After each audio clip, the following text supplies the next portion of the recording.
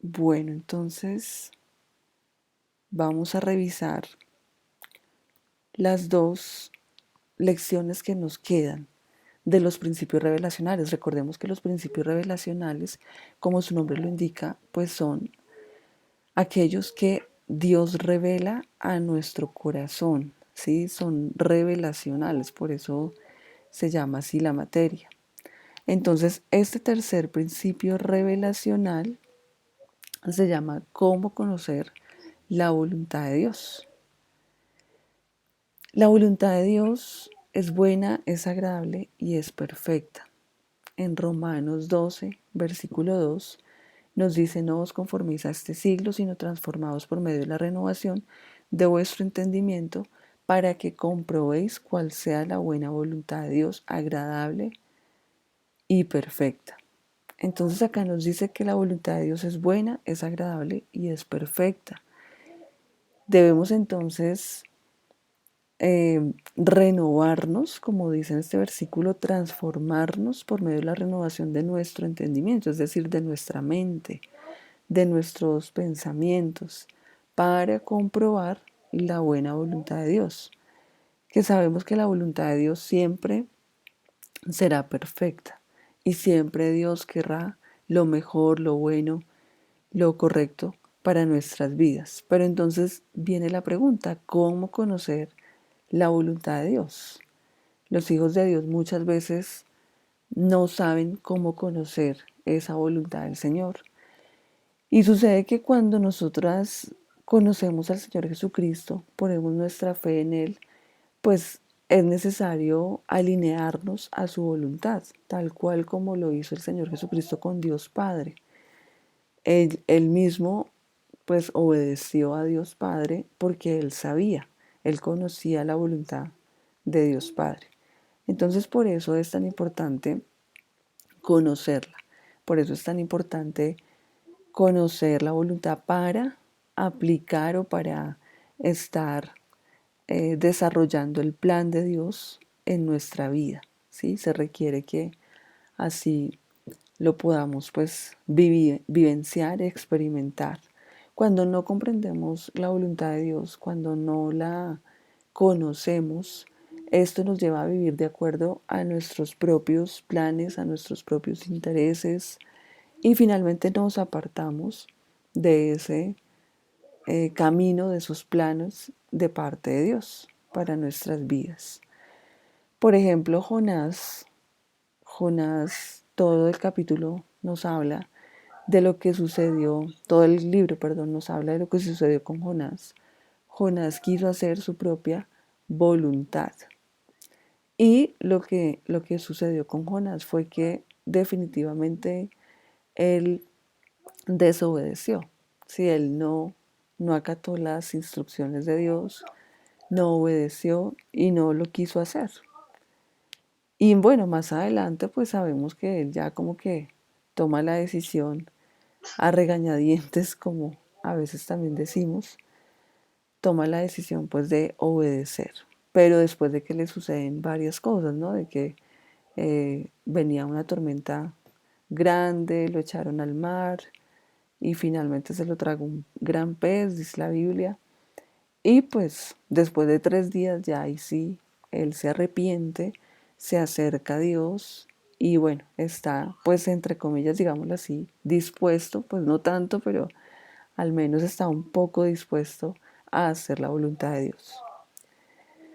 Hechos 9, del 1 al 19, nos habla de la historia de Pablo, que antes se llamaba Saulo de Tarso.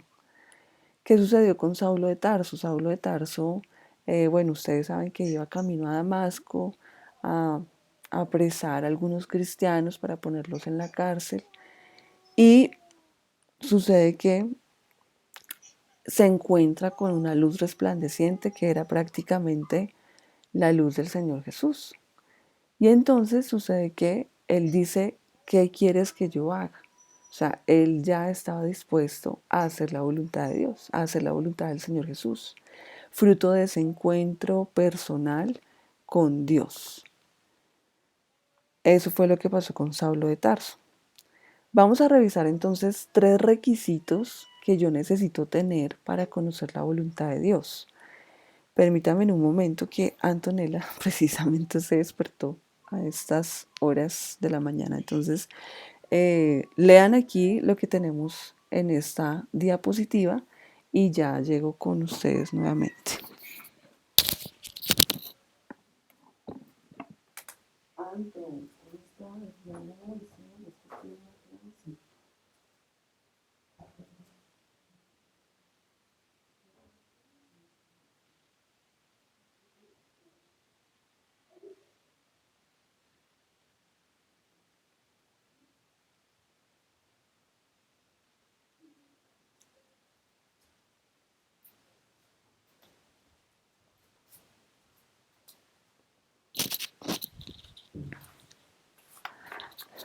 Listo, familia. Entonces, el primer requisito es disposición. La disposición. ¿Qué tiene que ver esto? Pues yo tengo que tener disposición para conocer la voluntad de Dios. Ese es el primer requisito.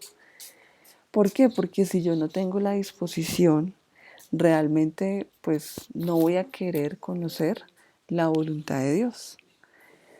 El Salmo 139, versículo 23 dice, examíname, oh Dios, y conoce mi corazón, pruébame y conoce mis pensamientos. El salmista tenía una disposición en que Dios examinara su corazón, que lo conociera y que prácticamente, pues, de acuerdo a ese conocimiento, Dios le llevara a entender su voluntad, ¿sí? A entender la voluntad de Dios. Entonces, el conocimiento de la voluntad de Dios no solamente es un método, ¿sí? No solamente es seguir unos pasos y ya, sino es ante todo yo disponerme, o sea, tener el interés, el deseo de conocer la voluntad de Dios.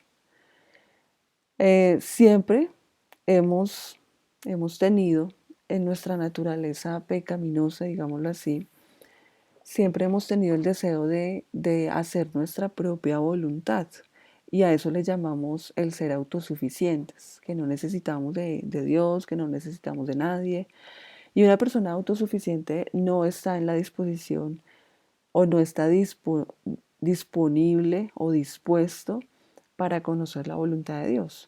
Entonces, por eso, para tener esa disposición hay que negarnos a nosotros mismos, negarnos a ese egocentrismo, negarnos quizás a la autosuficiencia. Es por eso que se hace necesario, pues, obviamente, querer y desear conocer la voluntad de Dios como requisito. Juan 7, 17 dice, el que quiera hacer la voluntad de Dios conocerá si la doctrina es de Dios o si yo hablo por mi propia cuenta.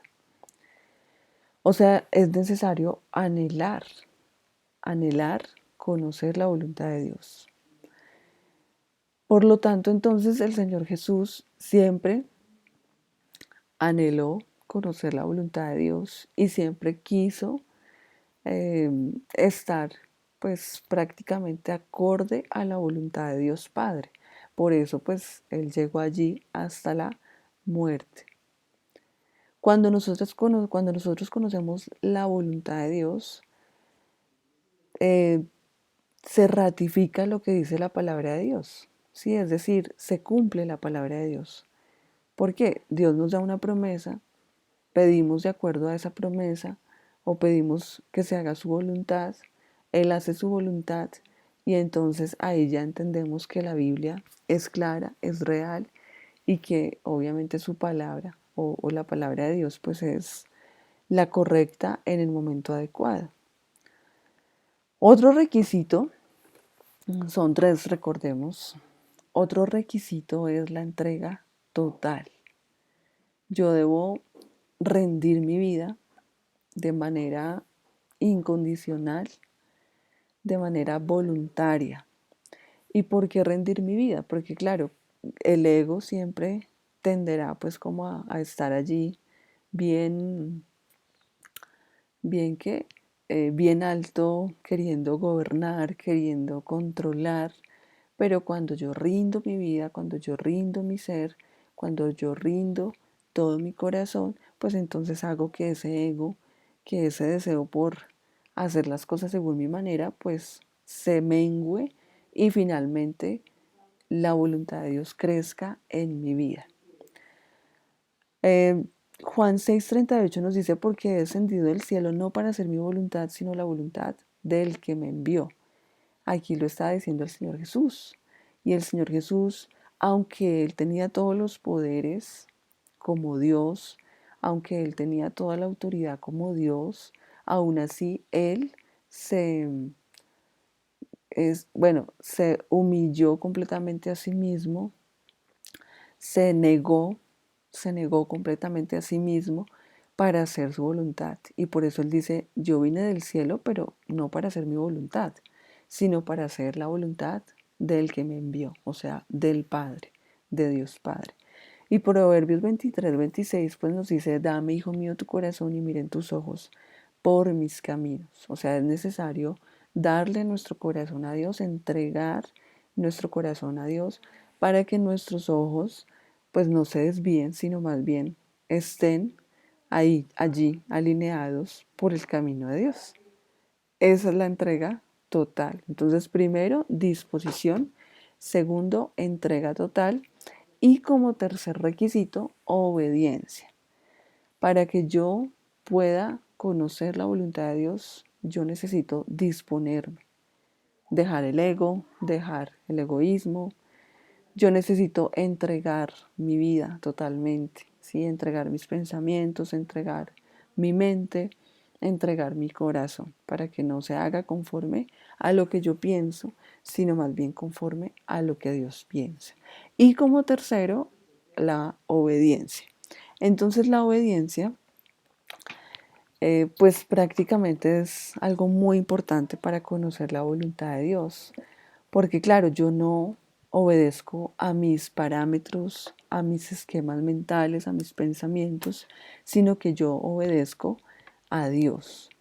Y para obedecer a Dios también se requiere que yo ajuste mi conciencia a los parámetros de Dios. O sea, yo pienso algo, yo pienso negro, pero Dios piensa blanco, entonces yo tengo que ajustarme a lo que Él piensa y asimismo pues obedecer.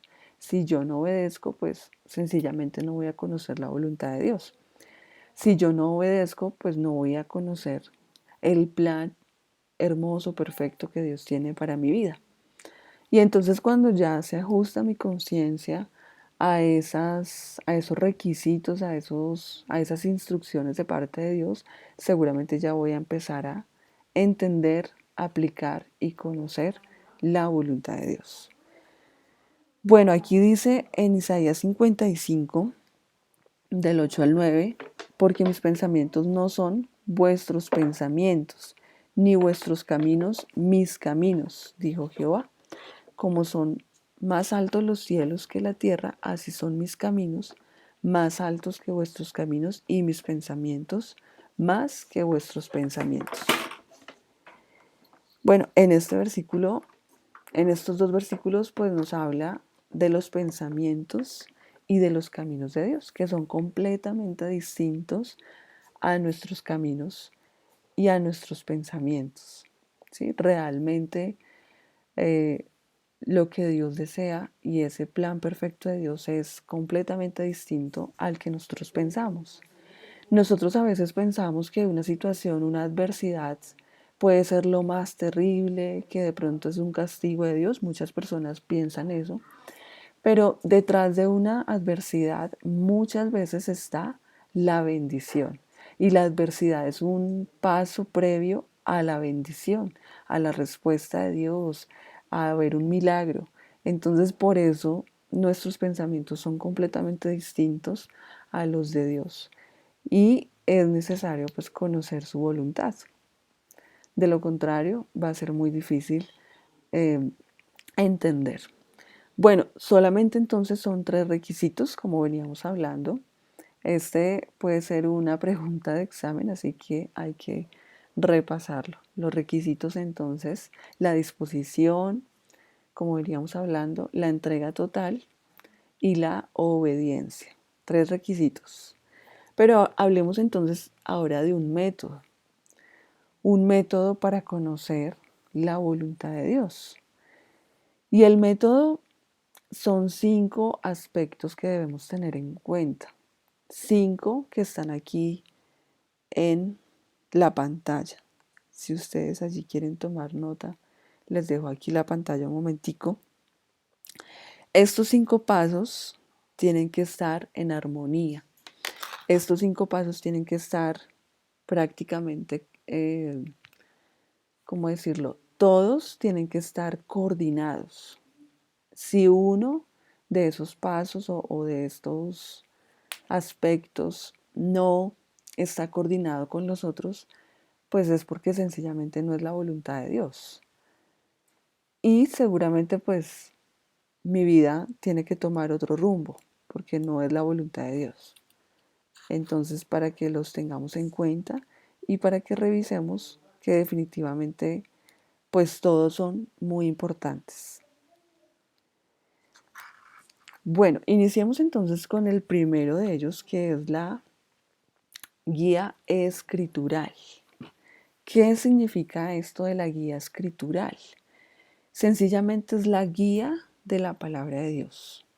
O sea, yo puedo conocer la voluntad de Dios a través de la palabra de Dios. Por eso es tan importante que todos los días procuremos mantenernos como en ese estudio de la palabra de Dios, que nos mantengamos primeramente no solo leyendo, sí, como hace algún tiempo estudiábamos las vías de alimentación, oír, leer, estudiar, memorizar, meditar. O sea, no solamente son estas 5 vías, sino hacerlo de manera constante, como ayer el líder Jimmy nos hablaba, pues en raíces. Es necesario permanecer en la palabra de Dios. Y cuando yo permanezco en la palabra de Dios, pues va a ser más fácil conocer la voluntad de Dios. Yo voy a entender que seguramente lo que me está diciendo Dios, pues es para mi propio beneficio. Y es por ahí. Entonces, por eso es importante yo preguntarle a Dios en la Biblia, bueno, que me hable en la Biblia respecto a esa situación que yo estoy viviendo. Porque esa es la palabra de Dios. Es como si yo hablara con otra persona. Pero claro, Dios en este momento, como habla, es a través de la palabra, ¿sí? De la Biblia. Mateo 4:4, por ejemplo, dice, Él respondió y dijo, escrito está, no solo de pan vivirá el hombre, sino de toda palabra que sale de la boca de Dios. O sea que cuando Jesús se enfrenta a Satanás, al enemigo, pues él se enfrenta o lo confronta con la palabra de Dios. Y claro, el enemigo lo quiere tentarlo, lo tienta de 3 maneras, ¿sí? 3 veces lo tienta. Pero Jesús no cayó en pecado. Entonces Jesús solamente respondió con la palabra de Dios. De esa manera, entonces también nosotras podemos responder con la palabra de Dios. La palabra de Dios debe ser esa fuente de sabiduría que necesitamos para saber si esa situación es de Dios o no es de Dios, si es la voluntad de Dios o no es la voluntad de Dios.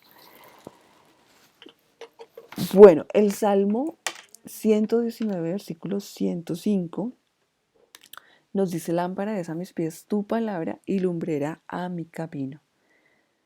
La lumbrera que necesitamos para que nos ilumine el camino es la palabra de Dios. Para saber si tengo que tomar esa decisión o no, es la palabra de Dios. Si yo estoy en una situación de pronto de una oportunidad laboral, pero que esa oportunidad laboral o ese negocio en el que yo estoy iniciando es un negocio de pronto ilícito, es un negocio de pronto que es ilegal, pues yo necesito preguntarle a Dios. Si de pronto soy una persona nueva, si de pronto no tengo mucho conocimiento de la palabra de Dios, pues yo necesito preguntarle a Dios si eso está bien, si eso está mal, si debo tomar esa decisión o si no debo tomarla. Entonces, para toda situación o para toda decisión que yo necesite tomar, es necesario la palabra de Dios, es decir, la guía escritural. Segundo paso o segundo aspecto en este método para conocer la voluntad de Dios, el uso de una mente renovada. Entonces comenzamos con este versículo. Volvamos a retomar este versículo. No nos debemos conformar a este siglo, sino que debemos transformarnos por medio de la renovación de nuestro entendimiento. O sea, es necesario cambiar nuestra mente, nuestros pensamientos. Si Dios me dice que por ahí no es, pues yo tengo que cambiar, porque uno a veces dice, no, pero es que Señor, o sea, yo siempre he hecho esto, entonces yo creo que es por ahí, yo siempre lo he hecho de esta manera, entonces yo pienso que es por ahí. Pero Dios dice, no, no lo haga de esa manera, sino hágalo así. Entonces uno muchas veces se queda como en la tradición, se queda como en la costumbre, se queda como en el hábito que ha adquirido, pero sucede que no es así. Sucede que es más bien por acá, o sea, por donde dice Dios. Por ejemplo, Josué pues tenía que enfrentar muchos enemigos con el pueblo de Israel. En el libro de Josué nos habla precisamente de muchas batallas que él tuvo que librar. Y sucede que uno pensaría que para enfrentar a un pueblo, pues seguramente sí, se enfrenta con espada, con lanzas, pero sucede que Dios le decía a Josué, por ejemplo, que bajara o que fuera cerca al enemigo y que esperara allí. Y uno dice, bueno, pero es que esperar ahí sería como muy riesgoso. Pero sucede que el Señor confundió, por ejemplo, un caso, una situación que pasó en la Biblia y que nos comenta Dios en la palabra de Dios. Sucedió que Dios empezó ¿cómo se dice eso? Eh, bueno, confundir, esa es la palabra, a confundir a los enemigos y ellos se empezaron a pelear entre sí.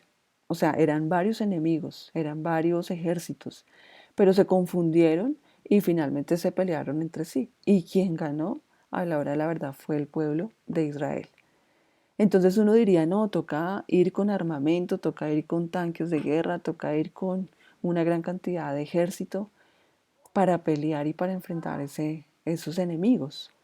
Pero Dios simplemente le dijo a Josué, espere aquí y usted va a ver la salvación del pueblo de Israel. Y sí, así sucedió. En otra oportunidad Dios hizo caer granizo del cielo, pero ese granizo eran como piedras. Entonces finalmente quien derrotó a ese enemigo fue Dios. Y muchas veces, como les decía, nos enfocamos más en la tradición, en la costumbre, en que yo lo hago así, en que lo hago de esta manera, pero Dios entonces dice, no, así no, no lo vamos a hacer en esta ocasión, lo vamos a hacer más bien de esta manera. Por eso es importante tener una mente renovada. Dios no nos ha dado espíritu de cobardía, sino de poder, de amor y de dominio propio. O sea, yo puedo dominar mi mente para que no me determine a dónde ir según mi propia voluntad, sino más bien yo puedo dominar mi mente, controlarla y apropiarme de esa instrucción que Dios me dice. Jonás es un caso, pues, o una situación que nos lleva a entender esto. Si Jonás hubiese tenido una mente renovada y si él hubiese controlado su mal genio, porque a él le dio mal genio, le dio ira porque ya él sabía que Dios iba a perdonar a Nínive, entonces él dijo, no, no voy a ir a Nínive, voy a ir a Tarsis, pero él no usó la mente renovada, no cambió sus pensamientos, no tuvo sensibilidad en su corazón, pues permitiendo que quizás Dios, si iba a perdonar a Nínive, pues tenía un propósito, ¿no? Pero bueno, finalmente después la situación cambia. Tercer paso en este método para conocer la voluntad de Dios es el consejo del líder. Claro, el consejo del líder debe estar alineado también con la palabra de Dios, porque el líder no puede aconsejar algo que no está de acuerdo a la palabra de Dios. O sea, si una persona, por ejemplo, está en adulterio, pues ese líder no le va a decir a esa persona, sí, siga en adulterio. No, ese líder tiene que decirle, usted está pecando, usted está cayendo en adulterio, usted tiene que renunciar a esa relación, tiene que pedirle perdón a Dios, tiene que renunciar, si es una atadura, pues renunciar a esa atadura, bueno, y así sucesivamente. O sea, siempre el líder pues debe estar acorde a la palabra de Dios y su consejo pues debe ser de acuerdo a lo que dice Dios. Es importante entonces aquí recordar un ejemplo que precisamente fue un ejemplo donde un líder fue con, o sea, él supo decir las cosas de acuerdo a la palabra de Dios también. Y ese caso fue el de Natán y David en 2 Samuel 12, del 1 al 15. Pues como para que lo anotemos y más adelante seguramente lo pueden profundizar. ¿Qué sucedió aquí? Bueno, David había pecado, no solamente había cometido adulterio, o sea, él había tenido intimidad, relaciones sexuales con Betsabé, era esposa de Urías.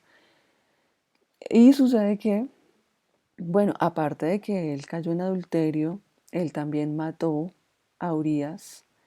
eh, y bueno, de allí se desencadenaron pues muchas cosas. Pero sucede que David no había caído en cuenta, o sea, David estaba de pronto cegado, cegado por su carne, cegado por sus decisiones, por hacer su voluntad y la voluntad según sus emociones. Y entonces Natán llega, habla con David, le plantea una historia.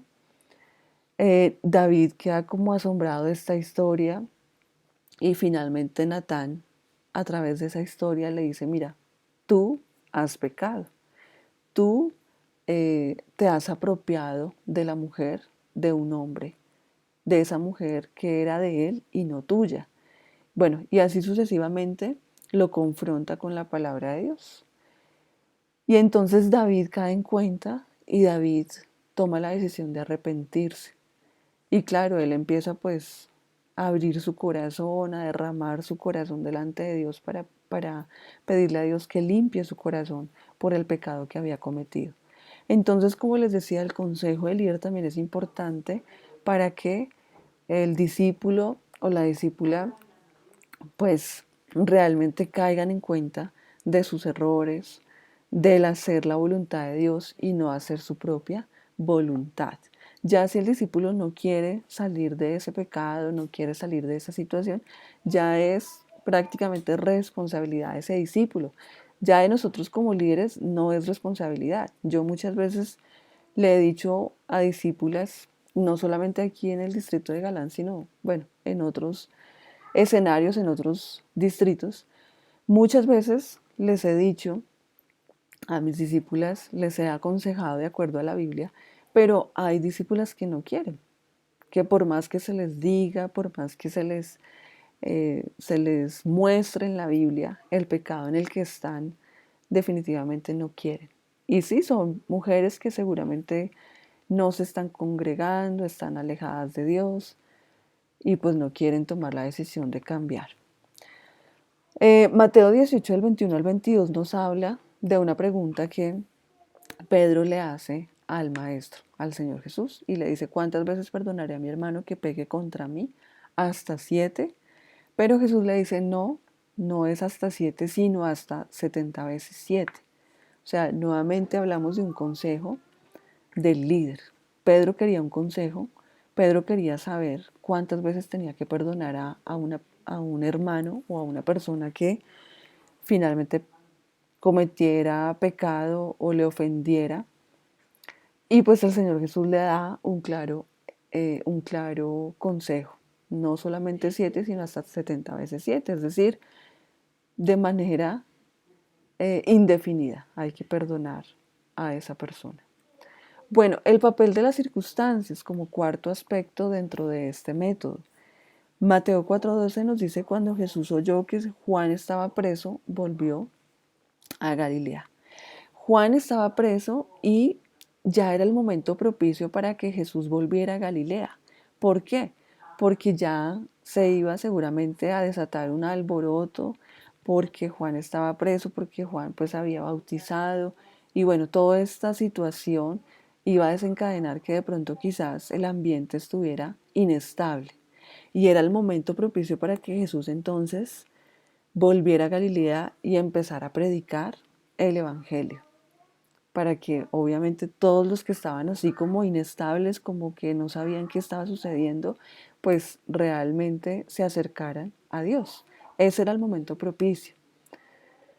El momento propicio también, por ejemplo, en Pedro fue cuando definitivamente Jesús lo encontró intentando pescar y él no había pescado nada. Pero entonces Jesús le dice, boga mar adentro.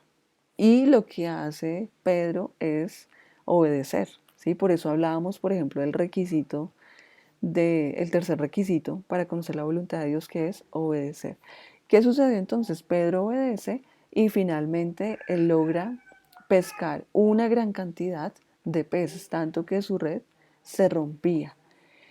Y claro, como él vio este milagro, pues él prácticamente se arrodilló delante del Señor Jesús y le dice, bueno, le manifiesta su disposición al Señor Jesús y el Señor Jesús desde ahora le dice, no temas, desde ahora serás pescador de hombres. Entonces el papel de las circunstancias se dio a favor de Pedro para que Pedro pues tomara una decisión y para que Pedro asumiera el llamado. Bueno, y no solo Pedro, sino Jacobo y Juan, que también eran pescadores, asumieran el llamado de seguir al Señor Jesús y de ser, obviamente más adelante, los apóstoles, los discípulos del Señor Jesús. Bueno, y como quinto, la guía del Espíritu Santo. El Espíritu Santo también es quien nos guía, es quien nos instruye, es quien nos da a conocer, como hace algún tiempo lo vimos, nos da a conocer todo lo que Dios quiere, todo lo que Dios desea a través también de la palabra de Dios. A veces no entendemos la palabra de Dios, pero el Espíritu Santo es quien nos guía para entenderla. Lucas 4.1 nos dice que Jesús fue lleno del Espíritu Santo y fue llevado por el Espíritu al desierto.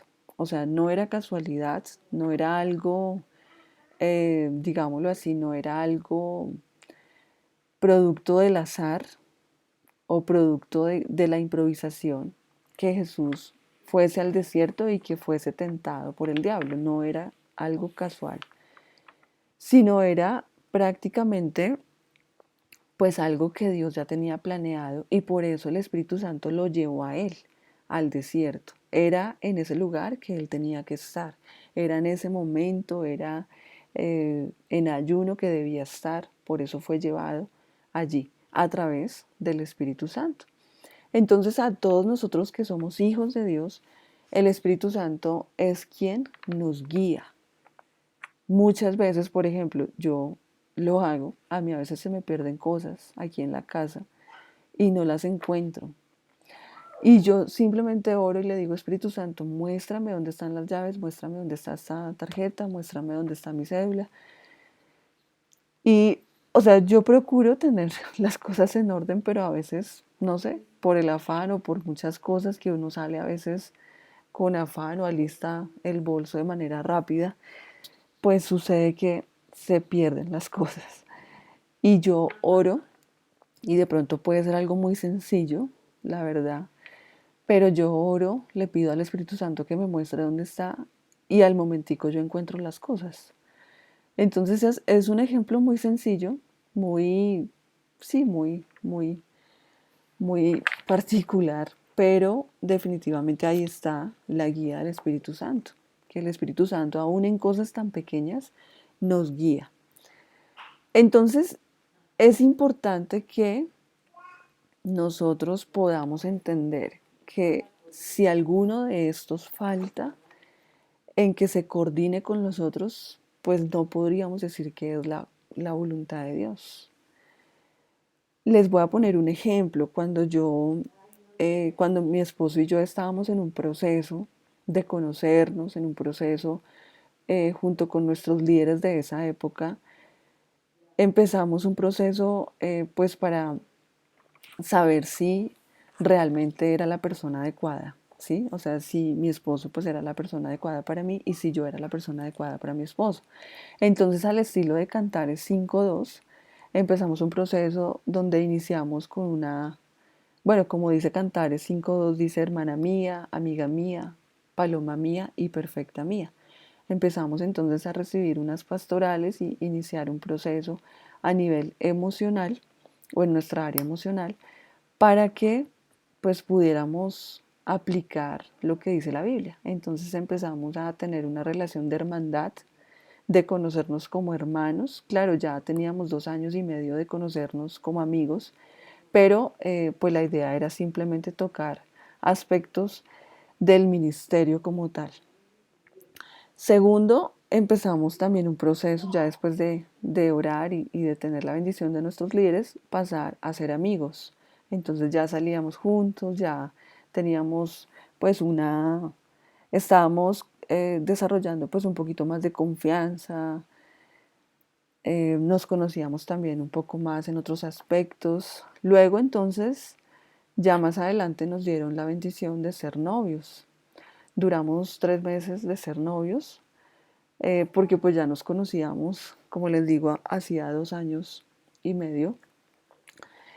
Y finalmente, ya cuando nosotros estábamos seguros que esa era la voluntad de Dios, finalmente nos casamos y los líderes pues también nos dieron la bendición para casarnos. Pero ¿qué sucedió en todo este proceso? En todo este proceso, que fue prácticamente un año, tuvimos que pedirle a Dios que nos hablara por su palabra. A mí, por ejemplo, me decía promesas donde Él me decía que tenía que esperar, que Dios tenía que prepararme, que Dios tenía que perfeccionarme como mujer. Bueno, varios versículos y varias promesas en las que Él me habló. Tuve que hacer el uso de una mente renovada porque al comienzo mi esposo pues a mí no me gustaba, pero ya cuando empecé a sentir algo, cuando empecé a sentir de pronto como un cariño especial hacia él, en mi mente yo decía, no, no es posible que él me guste, o sea, ¿por qué no? No, no era como mi tipo de hombre, pero en una cita con la líder, pues ella me dijo que abriera mi mente, que me diera a conocer y bueno, que lo conociera, que conociera a mi compañero, que en ese momento era mi compañero, y fruto pues de abrirme, tuve que cambiar mi mente que estaba cerrada.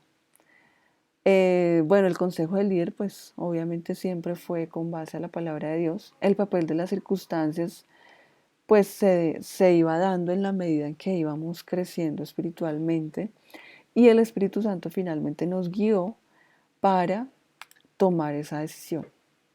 La decisión de saber con quién casarse no es fácil, es una decisión bastante importante en nuestra vida y yo creo que en todas las personas.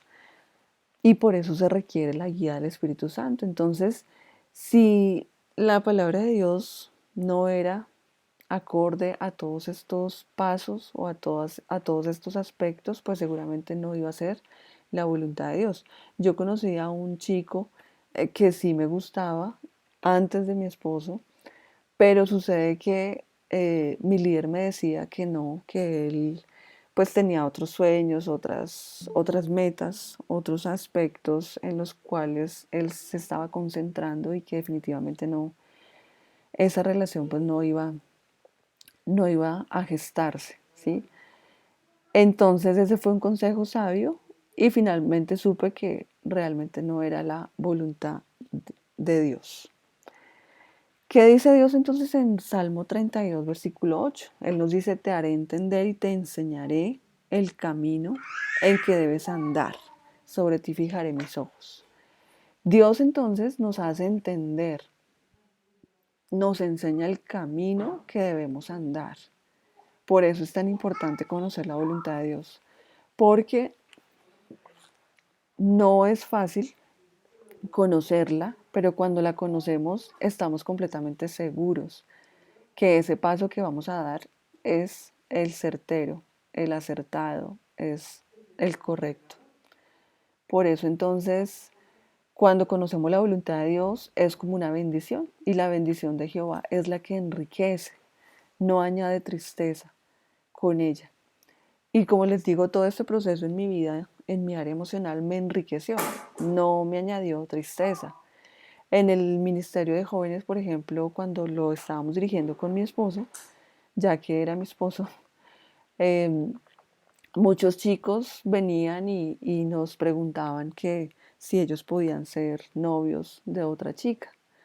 Entonces les planteábamos este proceso, ¿sí? De conocerse, dado que nosotros lo vivimos, pero sucede que ya después desistían del proceso porque se daban cuenta que no era la persona que ellos querían. Entonces, por eso es tan indispensable conocer la voluntad de Dios.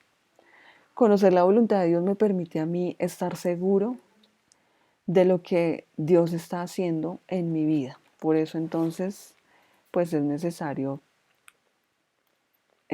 apropiarme de estos pasos y sobre todo de disponerme, de entregarme totalmente y de obedecer. Bueno, sigamos entonces. ¿Alguna pregunta hasta aquí? Bueno, aquí le damos la bienvenida a Jesús, que por su trabajo pues hasta ahora se pudo conectar. Em, ¿Alguna pregunta hasta aquí de esta lección de cómo conocer la voluntad de Dios? ¿Todo claro? Bueno, hay que aclarar que, por ejemplo, el papel de las circunstancias muchas veces puede ser, ¿cómo decirlo? Puede ser contrario. Es decir, las circunstancias a veces, listo. El papel de las circunstancias a veces, las circunstancias no son favorables, pero como yo les decía al comienzo, una dificultad, una adversidad, muchas veces uno puede decir, no, esta no es la voluntad de Dios, pero sucede que detrás de esa dificultad está la bendición, está la voluntad de Dios. Por ejemplo, José. José vivió muchas cosas terribles, no solamente pasó por ser esclavo, sino también por la cárcel. Y uno diría, no, pero todo este papel de las circunstancias, o sea, ¿cómo él va a cumplir en su vida lo que Dios ya le había dicho, que él iba a reinar sobre sus hermanos y sobre sus padres? O sea, era imposible porque estando en la cárcel, siendo esclavo, uno diría, no, el papel de las circunstancias aquí definitivamente son muy contrarias, son muy opuestas. Pero más adelante, pues sabemos que finalmente José reinó, fue el primer ministro de Egipto, ¿sí? El gobernador de Egipto, y allí entendemos que se cumplió la voluntad de Dios. Lo que Dios le mostró en sueños a José se cumplió. ¿Por qué? Porque definitivamente José obedeció, se entregó a Dios y tuvo la disposición de conocer su voluntad. Entonces, aquí sí es algo muy importante el papel de las circunstancias, sean favorables o sean desfavorables. Bueno, perfecto. Hablemos entonces de este último principio revelacional. Este principio también es bastante difícil muchas veces de aplicarlo a nuestra vida cuando no es revelacional. Por eso hay algunos hijos de Dios que sí lo aplican, hay otros que no, porque a estos que lo aplican, pues sencillamente Dios les ha revelado. Ellos se han dispuesto, ellos han obedecido a Dios y han experimentado esa total liberación financiera. Dios desea que tengamos libertad financiera. Dios desea que experimentemos libertad en nuestra área financiera. ¿Por qué? Porque Dios desea una vida en abundancia para nosotros. Por eso la vida en abundancia también pues afecta e involucra el área financiera. Entonces aquí netamente vamos a tratar temas financieros. El Salmo 24, versículo 1 dice, de Jehová es la tierra y su plenitud, el mundo y los que en él habitan. Miren que aquí, o sea, este versículo es fenomenal porque aquí nos dice que de Dios es todo. Toda la plenitud, todo lo que encontramos en la tierra es todo de Dios. El mundo y los que en él habitan. O sea, de Dios es el mundo, no solo el planeta Tierra, sino el universo que es infinito y que el hombre ni siquiera lo ha podido descubrir en su totalidad. O sea, todo esto es de Dios. Y todos los que en él habitan, o sea que la creación, los animales, la vegetación, pero también quienes habitamos en este mundo que somos los seres humanos. Le pertenecemos a Dios. Entonces, Dios es el dueño absoluto de todo.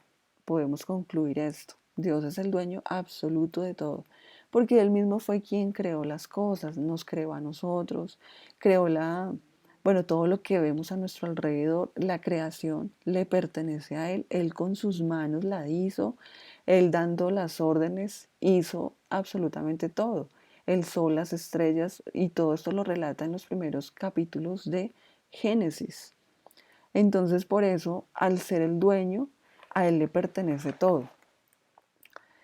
Génesis 1, por ejemplo, nos dice: en el principio creó Dios los cielos y la tierra. O sea, de Dios es el universo, es absolutamente todo lo que vemos a nuestro alrededor.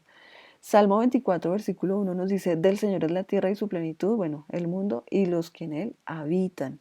O sea que del Señor es la tierra, del Señor es la plenitud, todo, absolutamente todo. El Salmo 50, del 10 al 12, dice: porque mía es toda bestia del bosque, los millares de animales en los collados. Conozco todas las aves de los montes y todo lo que se mueve en los campos me pertenece. Y si yo tuviera hambre, no te lo diría a ti, porque mío es el mundo y su plenitud. O sea, definitivamente aquí el mundo animal, no solamente los animales terrestres, el mundo marino, que es un mundo también completamente, podríamos decirlo así, infinito. Hay muchos animales que seguramente el ser humano tampoco ha conocido, ni aún antes, porque dicen que seguramente los dinosaurios sí existieron, pero pues hay algunas evidencias, pero de manera absoluta pues el hombre no conoció. Y pues animales que debajo del mar y por allá en los abismos más profundos del mar existen y nosotros no los conocemos. O sea, todo este gran universo y todos estos planetas le pertenecen a Dios. Dios también es dueño de la plata, del oro, es decir, de la parte mineral. ¿Sí? O sea, Él también lo hizo, Él también diseñó el oro, la plata, bueno, absolutamente todas las piedras preciosas y toda la parte mineral. Ageo 2:8. Santiago 1:17 dice: toda buena dádiva y todo don perfecto desciende de lo alto, del Padre de las luces, en el cual no hay mudanza ni sombra de variación. O sea, toda buena dádiva, todo lo bueno le pertenece a Dios. Todas las dádivas, todo lo que Dios nos da, bueno, le pertenece a Dios. Entonces, si yo no soy el dueño, sino más bien Dios es el dueño, yo que sigo, yo que soy, yo qué papel juego dentro de todo este planeta Tierra, dentro de todo este universo, yo qué papel juego aquí. Pues sucede entonces que yo también soy eh, creación de Dios y yo también le pertenezco a Dios. Yo le pertenezco a Dios porque Él mismo me creó. En Isaías 43:1 dice: ahora así dice Jehová, creador tuyo. Aquí ya nos habla de un creador y de un formador. O sea, Dios nos creó. No sé si en algún momento ustedes tuvieron la oportunidad de escuchar esto de parte del líder Jimmy. Él en un año, bueno, no recuerdo si hace 2 años o hace 3 años, él decía esto en algún libro de la visión. No sé si era de la búsqueda de Dios, bueno, no recuerdo, o renuevo, pero él decía que Dios nos creó, Dios nos crió y Dios cree en nosotros. O sea, las tres C. Dios nos creó, es decir, nos formó, ¿sí? Nos hizo de la nada, del polvo de la tierra. Pero Dios también nos crió. O sea, Dios también mete su mano para formarnos, para perfeccionar nuestro carácter, para cambiarnos, transformarnos. Y Dios también cree en nosotros. O sea, Dios también cree que nosotros podemos hacer muchas cosas.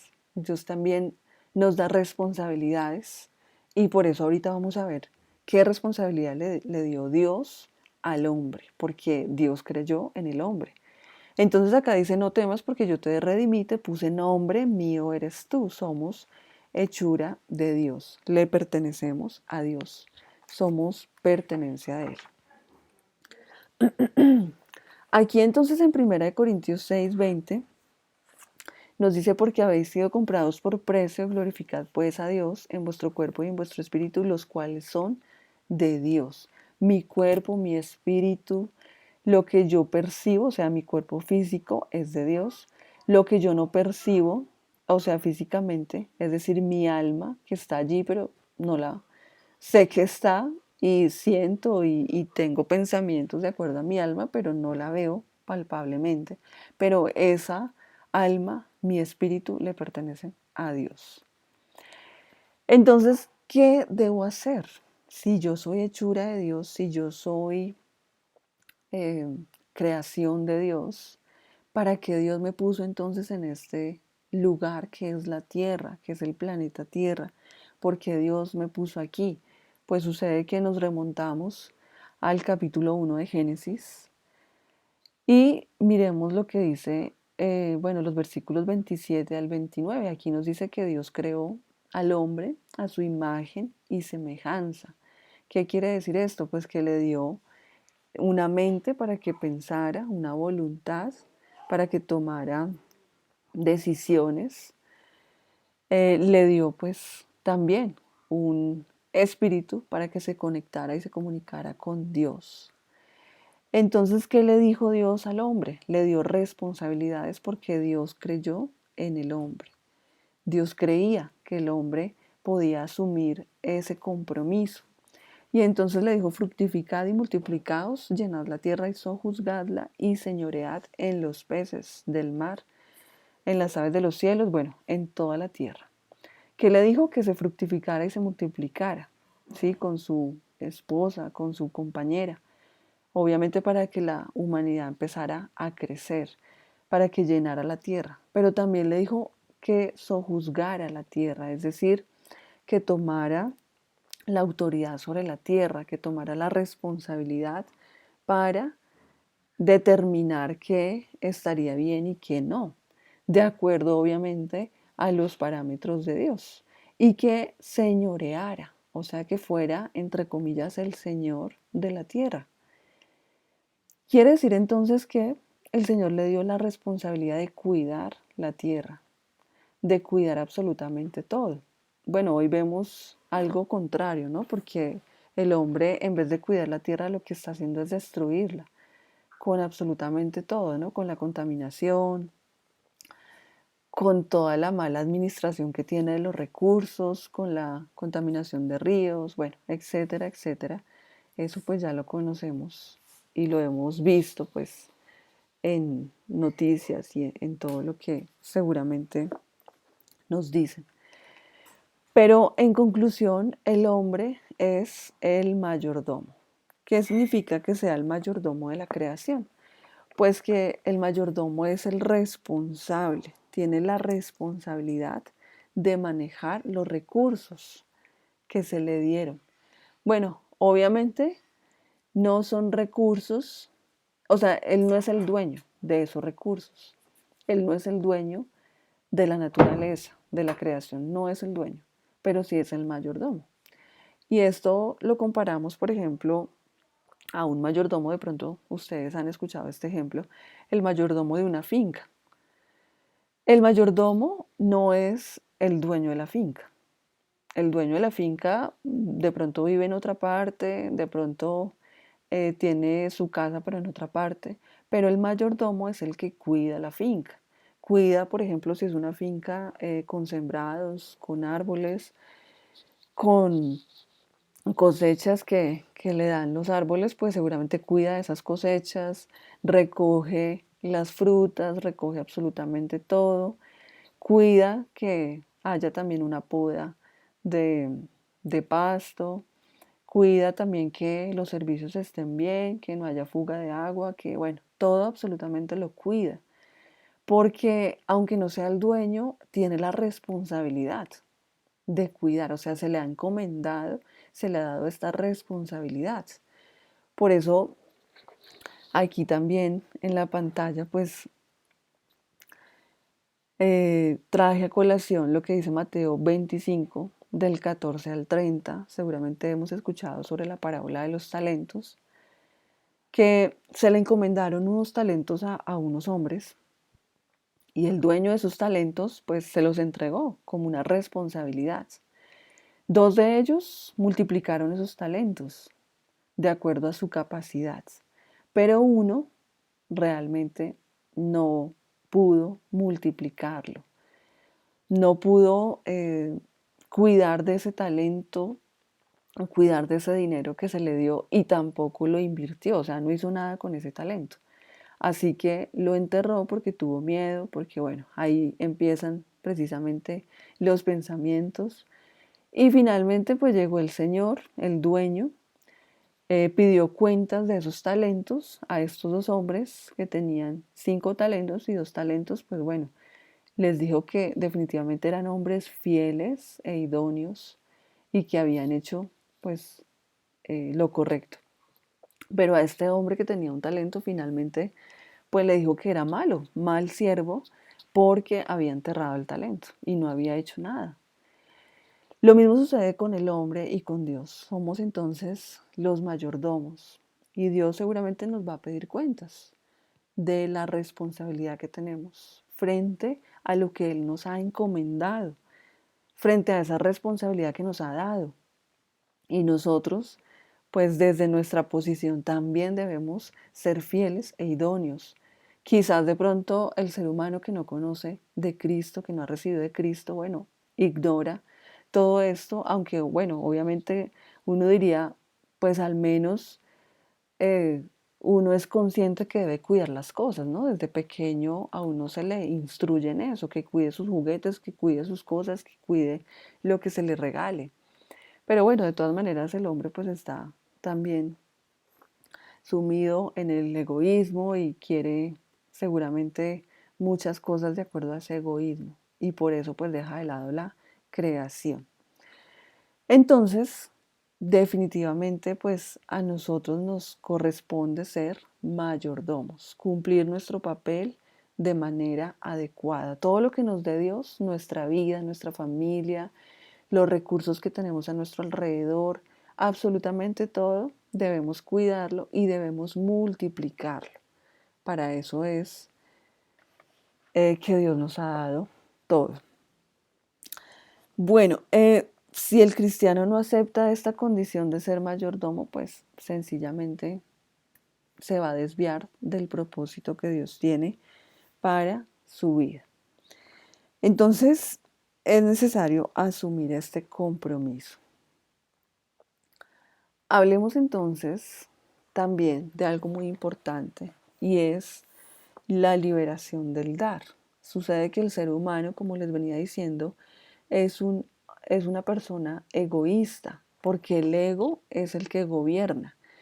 Y no podemos decir que sí, solamente el ego gobierna a aquellos que no han recibido a Cristo.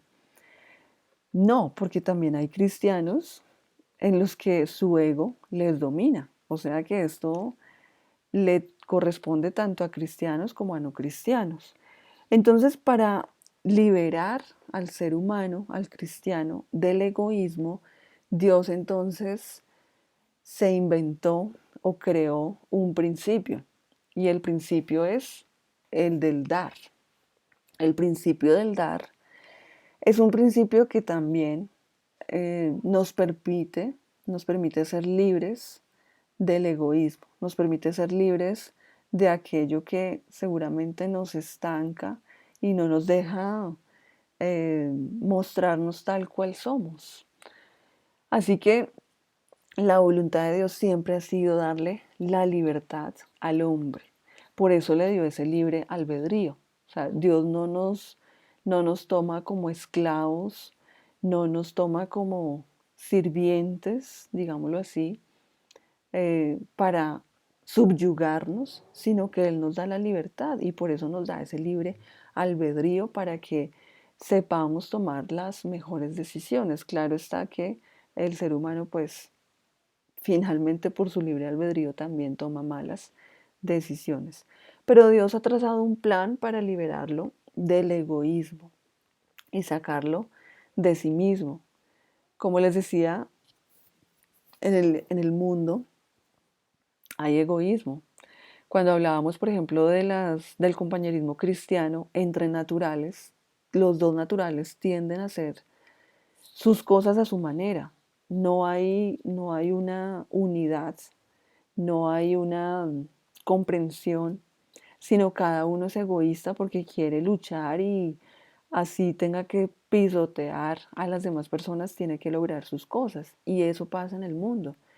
Las empresas, los grandes empresarios, pues muchas veces pisotean a otros, pisotean la creación, la contaminan a costa a costa pues de su negocio, a costa de ser más poderoso.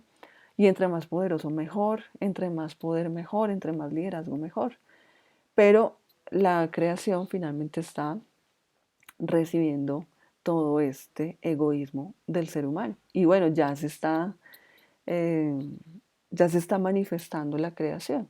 El hecho de que en la creación, por ejemplo, hayan sismos, hayan, eh, ¿cómo se llama eso? Maremotos, hayan, bueno, todo este tipo de fenómenos naturales, es porque ya la creación no aguanta más, no aguanta más la contaminación, no aguanta más todo esto que el hombre está haciendo con ella, con la creación. Bueno, Dios entonces consigue liberarlo del egoísmo a través de dos principios básicos. Primero, de poner la confianza en Dios, ¿sí? Que el hombre ponga su confianza en Dios. Y segundo, en aprender la libertad del dar, ¿sí? El principio del dar. Por eso es tan importante que nos acerquemos a Dios y a través de Dios Él nos puede ayudar a dar. No solamente dar de manera financiera, sí, que ahorita lo vamos a hablar, sino también dar de nosotros mismos, servir a las personas, dar de nuestros recursos, dar de nuestros talentos, dar de nuestros dones, de nuestro tiempo, sí, eso también es dar. Entonces miremos que es necesario volver a poner la confianza en Dios. Claro, el hombre ha puesto su confianza en sí mismo, por eso es egoísta, porque quiere las cosas para sí, porque desea todo para sí mismo. Pero cuando pone la confianza en Dios, cuando depende de Dios y no es autosuficiente, entonces, ¿qué sucede? Empieza a aceptar que Dios le ama, que Dios desea lo mejor para su vida, pero que obviamente también necesita reconocer sus necesidades, reconocer sus limitaciones. Yo creo que gran parte de los hijos de Dios y de los cristianos, perdón, antes de recibir a Cristo, seguramente éramos egoístas, seguramente éramos autosuficientes, queríamos las cosas hacerlas por nosotros mismos. Y ya cuando recibimos a Cristo en nuestro corazón, reconocimos que definitivamente sin Él no podemos hacer nada, no podemos hacer absolutamente nada separados de Él. Debemos estar dispuestos a hacer la voluntad de Dios y a seguir sus principios de vida. Eso también quiere Dios cuando ponemos nuestra confianza en Él, que estemos dispuestos a hacer su voluntad. Y si su voluntad, por ejemplo, es darle a aquella persona necesitada, pues hay que salir de ese egoísmo para darle a esa persona. Si en mi familia hay una persona que necesita, pues yo tengo que pedirle a Dios que me dé ese principio, que me ayuda a desarrollar ese principio para darle a esa persona. Si una persona me ofendió, pues yo lo que debo hacer es darle amor. Si una persona, bueno, si me ofendió, yo debo también perdonar, dar perdón. ¿sí? Entonces no solamente es en mi área financiera, sino también en todo. Dar. Entregar a Dios la responsabilidad de mi vida, eso es lo que yo debo hacer. Y de mis intereses. Eso también es importante. Cuando yo pongo mis intereses en las manos de Dios, ya estoy completamente seguro que Dios va a responder frente a mis intereses. Es decir, si yo quiero algo, si yo quiero un trabajo, si yo quiero una casa, si yo quiero una oportunidad de emprendimiento, pues eso se lo debo poner a Dios y debo poner mi confianza en Dios para que en cualquier momento que de pronto quizás una persona necesite trabajo y yo tengo la facilidad y la oportunidad para darle trabajo a esa persona, pues que yo lo pueda hacer y no siendo egoísta acaparando pues todo para mí. Hablemos entonces ya del principio del dar. Dar es el principio, como les venía diciendo, que nos libera del egoísmo. ¿Sí? Eso es importante que lo tengamos en cuenta y que nos abre la puerta a la prosperidad. La Biblia dice, dad y se os dará. Cuando yo doy abundantemente, pues Dios me da abundantemente o yo recibo abundantemente. Cuando yo doy con escasez o escasamente, pues entonces yo voy a recibir escasamente. Y es en todo, ¿sí? En todo tipo de aspectos que yo doy. Bueno, miremos entonces a quién debemos dar. Debemos dar a los necesitados, dice acá, Hechos 20:35. Bueno, y aquí al final dice, más bienaventurado es dar que recibir. Ayudar entonces a los necesitados. ¿A quién más debemos darle? Al pobre. Bueno, también el pobre es el necesitado, ¿no? Pero también al pobre se le debe dar. Proverbios 19:17. Uno dice, no, pero es que aquel mendigo que uno sabe que le pide plata, pero eso es para sus vicios, pues bueno, entonces démosle, no sé, una libra de arroz, démosle algo. Porque cuando damos, Dios entonces nos da o estamos ya dispuestos a recibir. En Efesios 6:2, pues debemos dar honra a nuestro padre, a nuestra madre.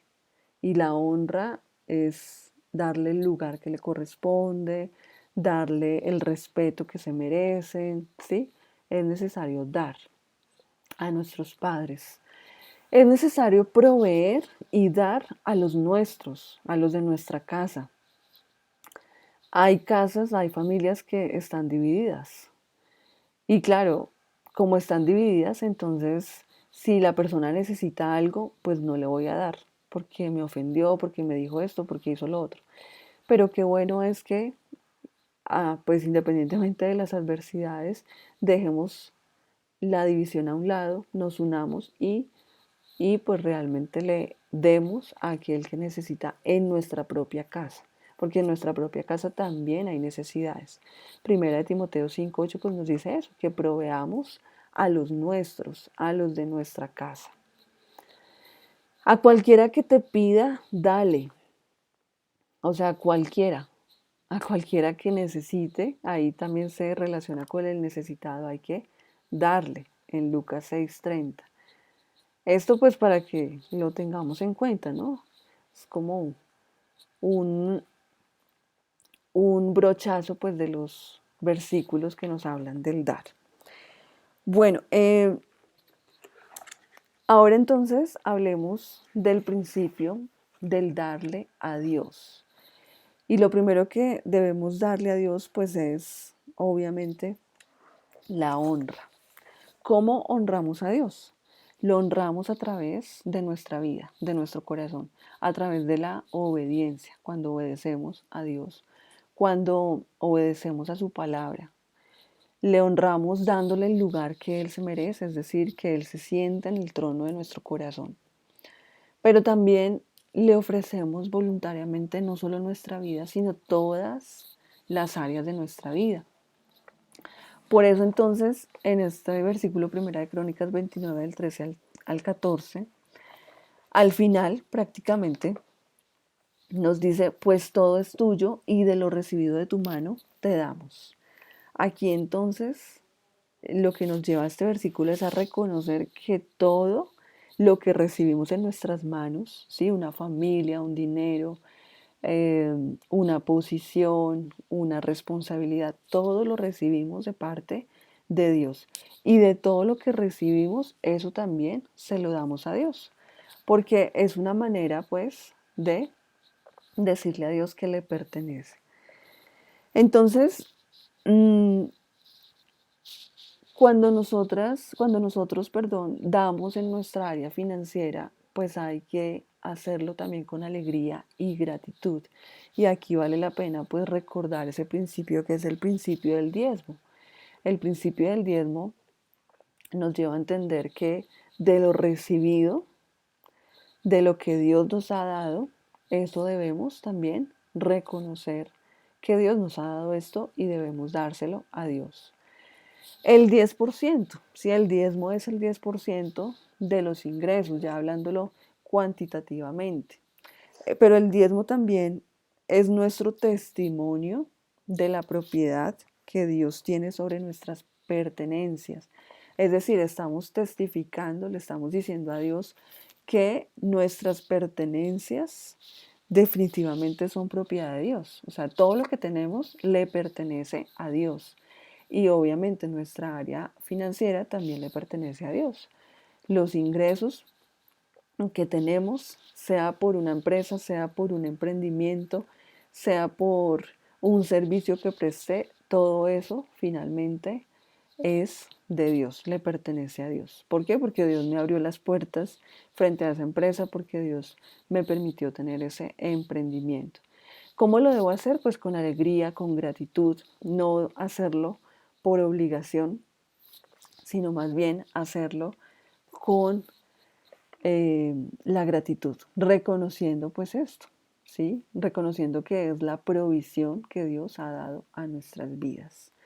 Y la Biblia nos dice esto, que demos no con tristeza ni por necesidad, sino como propusimos en el corazón, es decir, con alegría, con gozo. El que es fiel en lo poco, en lo mucho Dios también lo pone. Y el que es fiel en lo poco, pues en lo mucho también será fiel, ¿no? Entonces, por ende, es importante que demos a Dios y le demos la honra, le demos el lugar, le demos absolutamente a todo.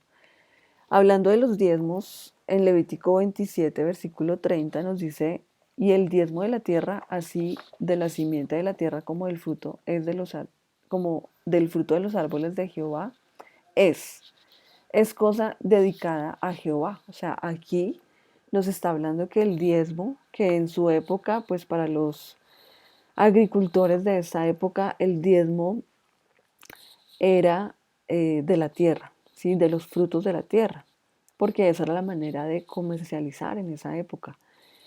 O sea que ellos debían apartar ese 10% de la cosecha. Y ese 10%, dice acá, era dedicado a Dios. Si era una cosecha de trigo, pues el 10% de esa cosecha era dedicada a Dios. Si era una cosecha de frutos diferentes, de hortalizas o bueno, de naranjas, pues ese 10% era dedicado a Dios. Y al final entonces del versículo 30 dice, y el diezmo será consagrado a Jehová. O sea, era ley para el pueblo de Israel. ¿Por qué? Porque Dios así lo había determinado. ¿Por qué era ley? Porque Dios quería que el pueblo le reconociera como Dios, porque Dios quería que el pueblo se acercara a Dios y que reconociera que toda esa cosecha, todo lo que ellos recibían, era de parte de Dios. Bueno, beneficios de diezmar, pues miremos aquí 4 aspectos. En lo material, pues cuando damos a Dios ese 10%, pues Dios entonces llena nuestros graneros, o sea, nuestras alacenas, llena nuestra casa. No sé si les ha pasado, pero cuando uno diezma, entonces viene una persona de pronto a regalarnos algo, un mercado, de pronto para el desayuno, para el almuerzo, Sí, eso sucede cuando apartamos ese 10%. ¿Qué más? ¿Qué otro beneficio en diezmar? Pues sucede que Dios también nos suple en todo. Dice aquí que Dios suple todo lo que nos falta. O sea que cuando yo aparto y cuando reconozco que ese 10% pues es como la manera de honrar a Dios, Dios entonces suple en todo, absolutamente en toda mi vida. Tendremos tesoros en el cielo, también es un beneficio de diezmar. Cuando, dime, sí, Una preguntita. sí, Lo que pasa es que, bueno, digamos que en el tercero que dice que los tesoros en el cielo, ¿sí? sí, Es que yo estuve viendo el cuestionario, es una pregunta con relación al cuestionario. Digamos ahí dice que cuáles son los beneficios del diezmar, pero mire que solo aparecen tres. O sea, ¿qué otro se puede relacionar con tesoros en el cielo? Supongo que es lo que hace falta. Debemos es buscar cuál de esos versículos se relaciona o algo así. sí, sí, exactamente. Sí, tocaría buscar los versículos que se relacionan. Porque como tal, digamos que no está ni tesoros en el cielo ni Marcos 9:41, o sea, no está ninguno. Entonces, es buscar que uno de los que quedan ahí de esos versículos se relacione con los tesoros en el cielo. ¿Sí? Ujú, sí, Ah, ok. exactamente. Gracias. Bueno, entonces aquí los tesoros en el cielo, dice aquí, cualquiera que os diere un vaso de agua en mi nombre, porque sois de Cristo, de cierto os digo que no perderá su recompensa, o sea, tendremos recompensa de parte de Dios. Eso es tener tesoros en el cielo, o sea, que Dios recompensa mi vida, fruto de yo diezmar.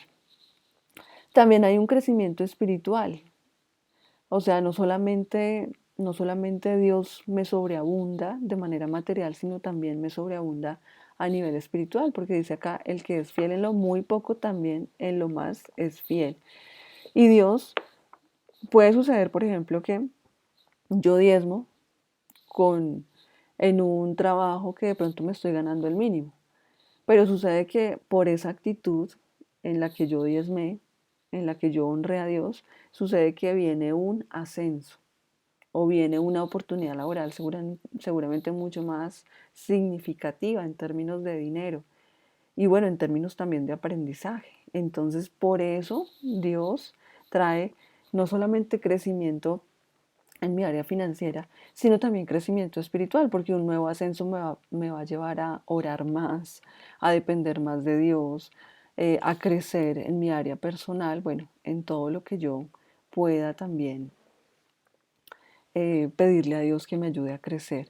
Y también en el área ministerial, cuando yo diezmo, pues seguramente Dios me puede escoger para estar a cargo de discípulos, de un ministerio, de un distrito, porque Él vio mi actitud frente al diezmar. Bueno, para terminar, pues Malaquías 3, del 10 al 11, nos dice, trae todos los diezmos al alfolí, que este es el versículo que ahorita vamos a preguntar. Y haya alimento en mi casa y probadme ahora en esto, dice Jehová de los ejércitos, si no os abriré las ventanas de los cielos y derramaré sobre vosotros bendición hasta que sobreabunde. Algo muy importante es que nos dice, trae todos los diezmos al alfolí. Es necesario llevarlos, es necesario tomar la decisión de entregarlos. Claro, aquí dice en el alfolí y pues se supone que es en el alfolí, ¿no? Hoy en día, pues por la pandemia, algunos no, pues algunas personas no se les facilita venir aquí hasta el distrito y traer el diezmo aquí al alfolí. Pero de todas maneras, la actitud está, ¿no? La actitud de honra, la actitud de obedecer a Dios, de darle a Dios, pues sencillamente es la que ve Dios, ¿no? Pero Dios también en este versículo, y creo yo, si no estoy mal, es el único versículo en el que Dios dice, pruébenme ahora, o sea, rétenme, desafíenme. ¿Por qué? Porque yo voy a abrir las ventanas de los cielos y derramaré sobre vosotros bendición hasta que sobreabunde. O sea, Dios está dispuesto a abrir las ventanas de los cielos Y dice también, reprenderé al devorador, ¿sí? El que devora quizás nuestra paz, nuestra tranquilidad, nuestro gozo, pero también el que nos devora en el área financiera, ¿sí? Las deudas. Bueno, finalmente pues también hay que cumplir con esas obligaciones financieras hasta ya terminar con esas deudas. Pero sí, el devorador es ese. Y el devorador también se puede convertir en Satanás, ¿no? Que quiere devorarnos y quiere quitarnos lo poco o lo mucho que tengamos. Bueno, como aplicación teoterápica, pues debemos practicar permanentemente el principio liberador del dar. Dar con libertad. El diezmo quiere decir que estamos viviendo de conformidad con los principios de Dios. Bueno, ¿alguna pregunta, dudas, inquietudes? ¿O todo claro?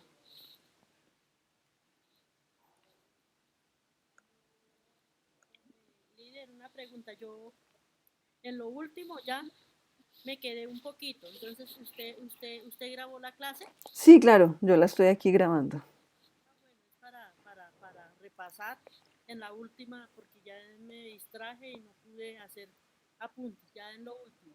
Claro. No, y además por lo que yo estoy aquí prácticamente dando todo este conocimiento de manera rápida, entonces sí es bueno que ustedes vuelvan a ver el video, se tomen el tiempo para escribir los versículos, porque estos versículos yo los leí prácticamente que rápido y algunos hasta no los leí todos, sino más bien como fragmentos. Entonces sí, sí es importante que lo vayan revisando. Bueno, vamos a hacer aquí permítanme en 10 minuticos. Estos dos principios pues sí estaban un poquito largos, entonces por eso nos demoramos un poquito. Regálenme en 10 minuticos para hacer este ejercicio, para que nos queden estos conceptos, sobre todo pues en el tema de la liberación financiera, nos queden claros. ¿Listo? Vamos a hacer entonces este juego. ¿Quién quiere ser prosperado? Obviamente pues sale del juego ese que seguramente algunos vimos en su momento, ¿quién quiere ser millonario? ¿No? Bueno, ¿quién quiere ser prosperado? Primera pregunta, las siguientes cosas pertenecen a Dios. Salmo 24.1, de Jehová es la tierra y su plenitud, el mundo y los que en él habitan. B, tiempo, talentos y posesiones. C, Ageo 2, versículo 8 dice, mía es la plata y mío es el oro, dice Jehová de los ejércitos.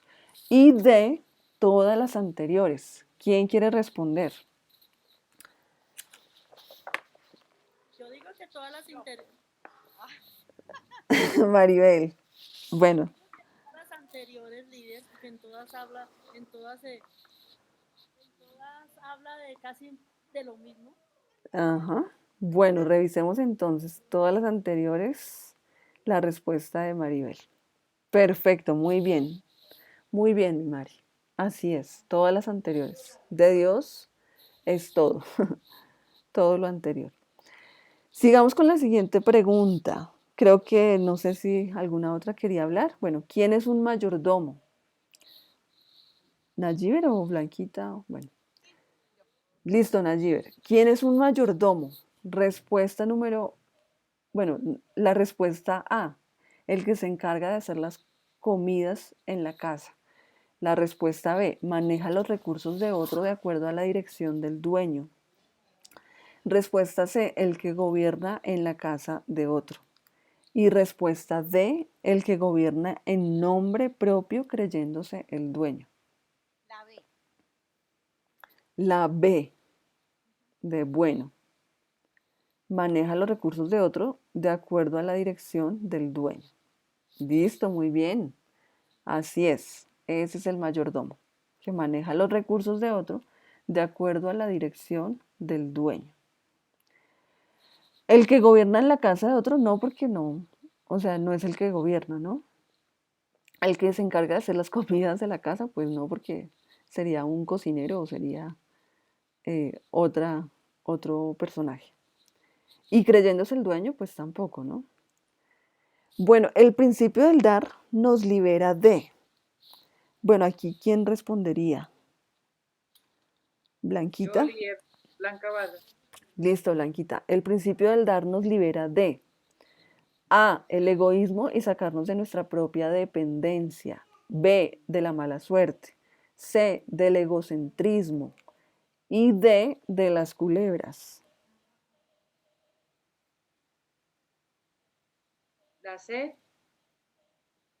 C, el la C. egocentrismo.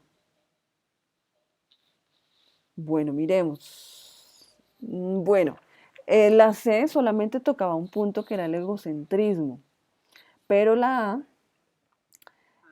nos habla un poco más extensa la respuesta, que también nos saca de nuestra propia dependencia. Pero bueno, ahí tenías muy claro que era del egoísmo o del egocentrismo. Ah, bueno. Es que esas dos respuestas se parecen, pero bueno, Sí, está parecida. la más exacta era la A. Ah, bueno. Bueno, ¿a quién debemos dar? ¿Quién quiere responder a esta pregunta? Listo. ¿A quién debemos dar? A Dios, a los padres, a la familia en la fe, a los necesitados, a la viuda y al huérfano. B, a la abuela. C, a Dios, a los padres, a la familia en la fe y a los necesitados. D, a Dios, a los padres, al César, lo que es del César, a la familia en la fe y los necesitados. Uy, todas las respuestas se parecen, pero toca escoger una más exacta. ¿Cuál sería? La C. A Dios, a los padres, a la familia en la fe y los necesitados. Listo, miremos entonces la C, muy bien. Exactamente, a Dios, a los padres, a la familia en la fe y a los necesitados. Porque la viuda y el huérfano, pues Dios los sustenta, ¿no? Pero también están dentro de los necesitados. Y aquí, bueno, al César lo que es del César, pues sí, hay que darle, pero de todas maneras ese ya es como ya es, digámoslo así, como una obligación, ¿sí? El impuesto, bueno, eso ya es prácticamente un requerimiento de ciudadanos. Bueno, ¿qué es el diezmo? A, el testimonio de la propiedad que Dios tiene sobre nuestras pertenencias. B, el 20% de nuestros ingresos que le entregamos a Dios como honra. C, era una costumbre que se desarrollaba en el Antiguo Testamento, pero que ya no aplica en el Nuevo Testamento. Y D, una forma de economía mediante la cual las iglesias y sacerdotes pueden sobrevivir. ¿Cuál sería la respuesta? Buenos días, líder. La C. Hola, Jesucito. El diezmo es una costumbre que se desarrollaba en el Antiguo Testamento, pero no se aplica en el Nuevo Testamento. No.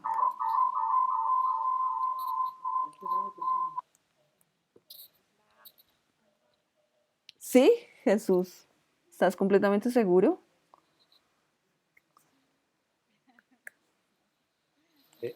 Aló. Aló. Líder, estoy seguro y un 10% es la A. Ah, ok, la A. Perdón. Sí, hay que revisar bien la pregunta y la respuesta. Bueno, la A, exactamente, es la A. El testimonio de la propiedad que Dios tiene sobre nuestras pertenencias. No es el 20% porque sabemos que es el 10%, por eso es diezmo. Una forma en que las iglesias y los sacerdotes sobreviven, no, porque finalmente si la persona no diezma, igual Dios sustenta al sacerdote o a la iglesia, ¿no? No es un negocio. Bueno, algunas personas y algunos pastores de otras iglesias pues sí lo ven como un negocio, pero ya ellos tendrán que darles cuenta a Dios. Ahí sí, pues ellos son responsables de sus decisiones. Y C, era una costumbre desarrollada en el Antiguo Testamento, pues hasta de cierta manera sí es cierto, pero aquí hay un error porque dice no se aplica en el Nuevo Testamento. Entonces Jesús mismo pues hablaba del diezmo, Jesús mismo hablaba de la ley y en la ley pues se incluye también el diezmo. Entonces en el Nuevo Testamento también se aplica y hoy en día también se aplica el diezmo. Listo, perfecto. Siguiente pregunta, ¿cuál es la actitud correcta al diezmar? A, en obediencia a la palabra de Dios. B, alegría y gratitud. C, segunda de Corintios 9:7 dice cada uno de como propuso en su corazón, no con tristeza ni por necesidad, porque Dios ama al dador alegre. D, B y C son correctos. ¿Cuál sería la respuesta?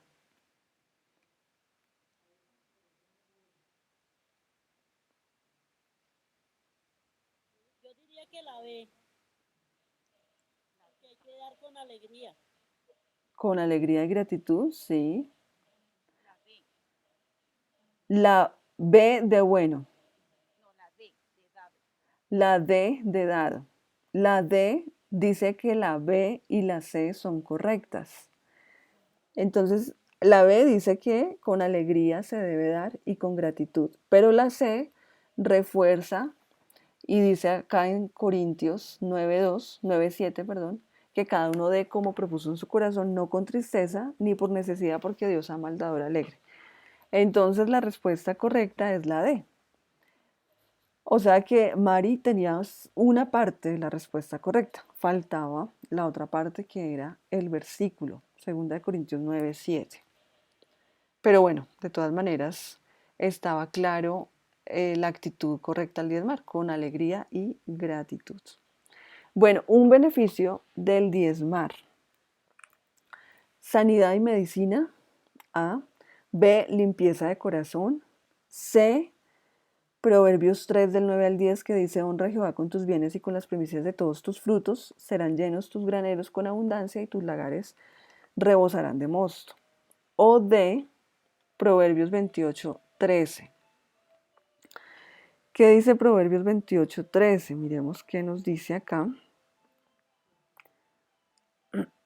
Proverbios 28:13 dice, el que cubre sus pecados no prosperará, mas el que los confiesa se apartará, alcanzará. Más el que los confiesa se aparta y se aparta alcanzará misericordia. ¿Cuál es entonces el beneficio del diezmar? La C. La C, muy bien, exactamente, la C. O sea que Dios nos provee lo material, graneros, lagares. Bueno, perfecto, muy bien, hicieron el ejercicio muy bien. Creo que a todos nos quedó claro pues los conceptos. Bueno, familia, terminamos entonces ya con el versículo que teníamos para hoy.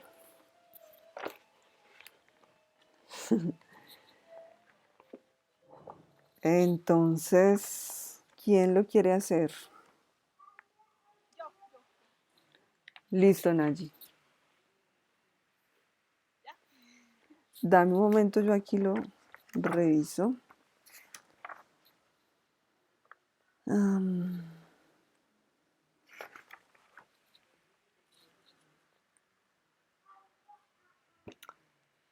Para tenerlo aquí a la mano. Listo, ahora sí. Listo. Malaquías 3:10. Traed todos los diezmos al alfolí y haya alimento en mi casa. Probadme ahora en esto, dice Jehová de los ejércitos, si no os abriré las ventanas de los cielos, si no os abriré las ventanas de los cielos y derramaré bendición hasta que sobreabunde. Y derramaré sobre vosotros bendición. Bueno, Vosotros, bendición hasta que sobreabunde. 2 punticos allí te bajaron, o sea, 4:8. Bueno, no hay problema. Listo, ¿quién más? Bueno, yo, líder. Listo. Anita. Eh, Blanquita, siempre. Malaquías 3:10, que trae todos los diezmos al alfolí y hay alimento en mi casa. Probadme ahora. En esto dice Jehová dice Jehová de los ejércitos, si no os abriré las ventanas de los cielos y derramaré sobre vosotros bendiciones hasta que sobreabunde. Ok, muy bien. Hasta que sobreabunde. Listo, muy bien, Blanquita. Bueno, ¿quién más? Listo, mi Yo, Mari. líder. Y hay alimento en mi casa y probadme ahora en esto, dice Jehová de los ejércitos.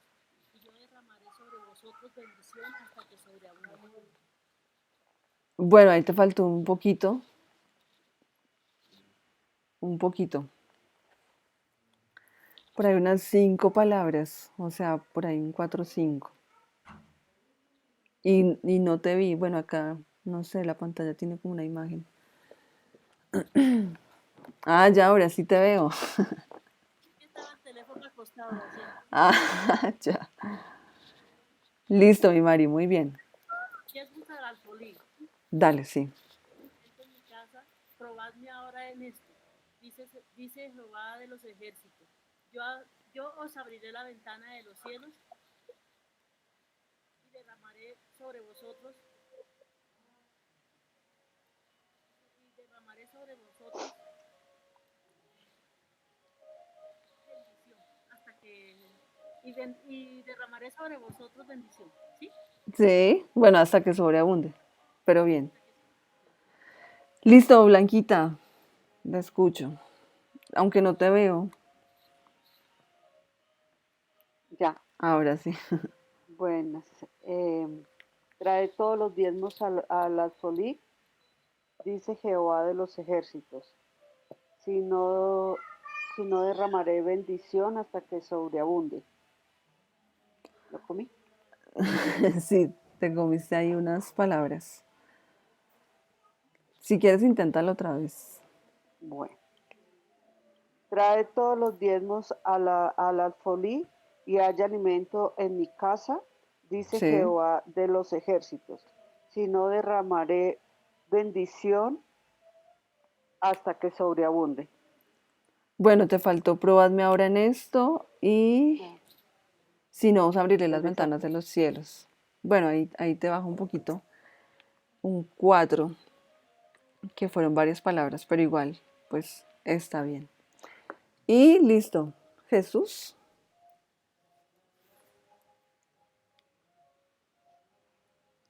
Es que ah, no te escuchamos. ¿Aló? Ahora sí, listo.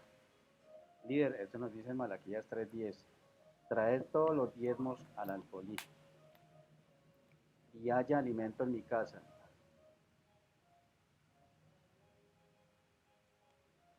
Y probadme ahora, en esto dice Jehová de los ejércitos, si no os abriré las ventanas de los cielos y derramaré sobre vosotros bendiciones hasta que sobreabunde. Ok, vosotros bendición hasta que sobreabunde. No le escucho, líder. Ah, ya. Listo, Jesucito. Pues faltó más bien como aquí dice bendición hasta que sobreabunde, pero igual, Ah, bueno, sí. ahí tenías la idea. Listo, familia, entonces, bueno, oremos para terminar. Sí les voy a pedir que esta semana ya algunos los que faltan por la recuperación del anterior examen que no se ha hecho, entonces la hagamos. Yo entonces voy a escribirles pues a los que faltan para que hagamos la recuperación, porque ya esta semana hay que estudiar para el otro examen, entonces la idea es que no compitan esos dos exámenes, ¿listo? Y sobre todo pues el cuestionario para que lo tengamos presente. También les voy a enviar pues qué versículo debemos estudiar ahí por el chat y yo creo que ya, y las otras lecciones que vamos a ver la próxima clase. Bueno, oremos entonces. Líder, perdónme una pregunttica. Es que Sí, pues yo soy, digamos, de cruda en el cuestionario pasado y ya no hemos podido reunir con Maribel tampoco y y ya dice la líder que ya toca esta semana entregar el cuestionario.